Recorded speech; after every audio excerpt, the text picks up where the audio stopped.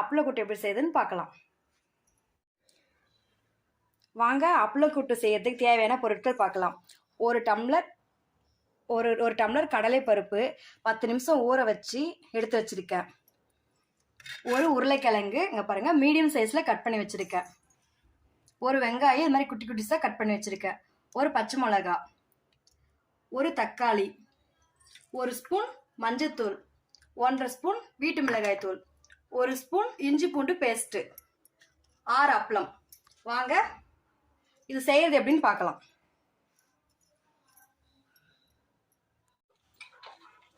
இப்போ ஃபர்ஸ்ட் ஒரு குக்கரை எடுத்துக்கலாம். குக்கரில் ஊற வச்ச கடலைப்பருப்பு சேர்த்துடலாம். கடலைப்பருப்பு சேர்த்துட்டு அதோட கட் பண்ணி வச்ச உருளைக்கிழங்கும் சேர்த்துடலாம். உருளைக்கிழங்கு சேர்த்துட்டு அதோட மஞ்சத்தூள் சேர்த்துடலாம். அதோட வீட்டு மிளகாய் தூளும் சேர்த்துடலாம்.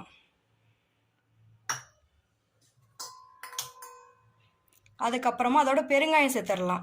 பெருங்காயம் எதுக்குன்னு வச்சுக்கோங்க, கடலை பருப்பு உருளைக்கிழங்கு ரெண்டும் வாய்வு, அதனால பெருங்காயம் நம்ம சேர்த்துக்கிறோங்க. இப்போ நம்ம கடலைப்பருப்பு எடுத்த டம்ளரில் 2 டம்ளர் தண்ணி சேர்த்துக்கலாம்.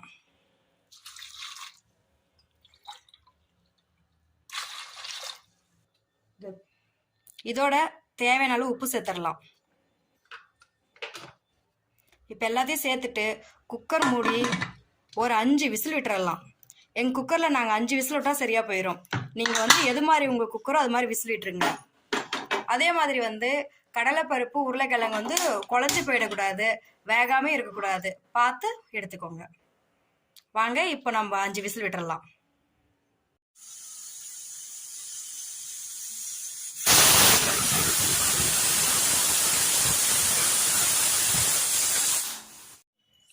இப்போ ஒரு கடாய் வச்சு கடாய் சூடானதும் எண்ணெய் சேர்த்துடலாம். எண்ணெய் சேர்த்துட்டு எண்ணெய் நல்லா சூடானதுக்கு அப்புறம் அப்பளம் பொரிச்சு எடுத்துடலாம். வாங்க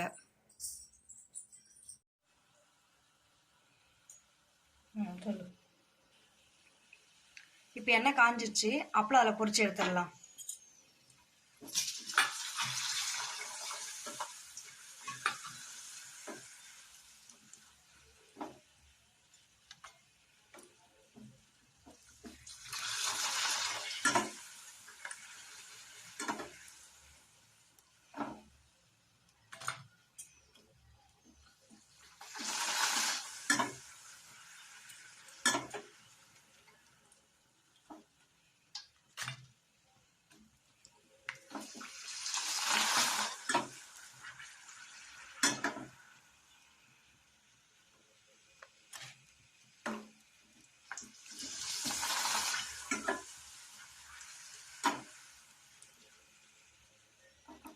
இப்போ அப்பளம் பொரிச்சு எடுத்தாச்சு. இப்போ வாங்க ஒரு கடாயை அடுப்பில் வச்சுட்டு எண்ணெய் சூடானதும் கடுகு சேர்த்துடலாம். கடுகு கொஞ்சம் அப்படியே வெந்தயம் சேர்த்துக்கலாம். அதோட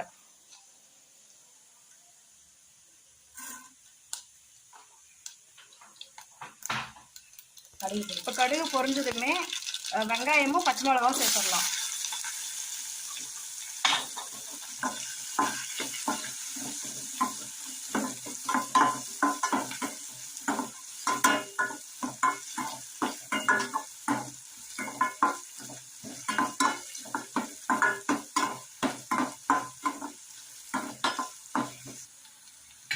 இப்போ பாருங்க, இந்த ஸ்டேஜில் நம்ம இஞ்சி பூண்டு பேஸ்ட் ஆட் பண்ணிடலாம்.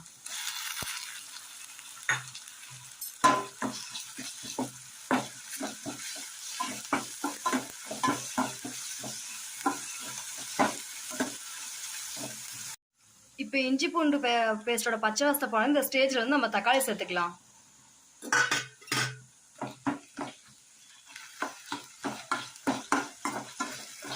போட்டு நல்லா வதக்கி விட்டுறலாம்.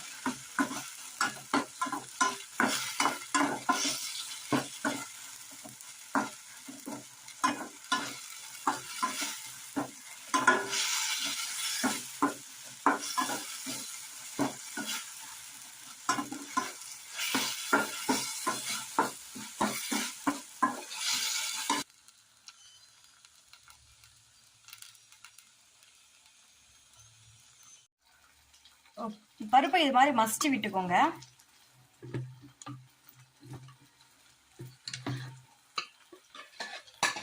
பருப்பு மசிச்சு விட்டு அப்படியே சேர்த்துடலாம் இந்த ஸ்டேஜில்.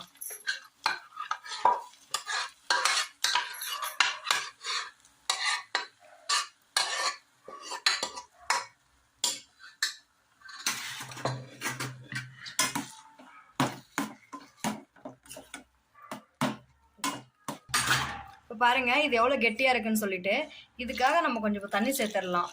ஏன்னா நம்ம இதுக்கப்புறம் அப்பளம் போடுவோங்கல்ல, அப்போ இன்னும் திக்னஸ் ஆகிடும். இப்போ பாருங்க இந்த ஸ்டேஜில் வந்து நம்ம உப்பு செக் பண்ணிக்கலாம். கட் பண்ண இப்போ வாங்க நம்ம இந்த ஸ்டேஜில் வந்து உப்பு செக் பண்ணிக்கலாம். உப்பு செக் பண்ணியாச்சு. இப்போ என்ன பண்ணணும்னா ஒரு கொதி வந்துட்டோம். இப்போ வந்து நல்லா கொதிச்சு வந்துருச்சு. இந்த ஸ்டேஜில் வந்து நம்ம அப்பளம் ஆட் பண்ணிக்கலாம். அப்பளம் வந்து நல்லா உடைச்சு போட்டுக்கோங்க.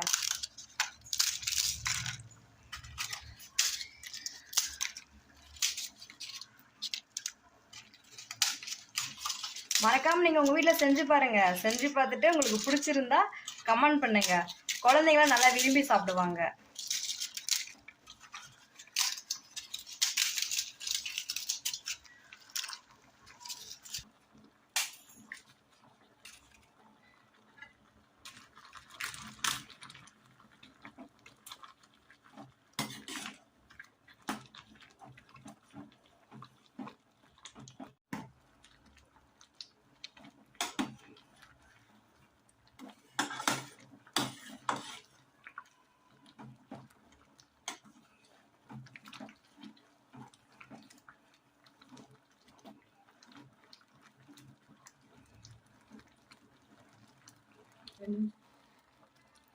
இப்போ நம்ம 2 நிமிஷம் கழிச்சு பார்க்கலாம் வாங்க. இப்போ 2 நிமிஷம் கழிச்சு பார்க்குறேங்க. பாருங்க சுவையான அப்பளக்கூட்டு ரெடி. உங்கள் வீட்டில் செஞ்சு பாருங்க. உங்களுக்கு பிடிச்சிருந்தா லைக் பண்ணுங்க, ஷேர் பண்ணுங்க, கமெண்ட் பண்ணுங்க.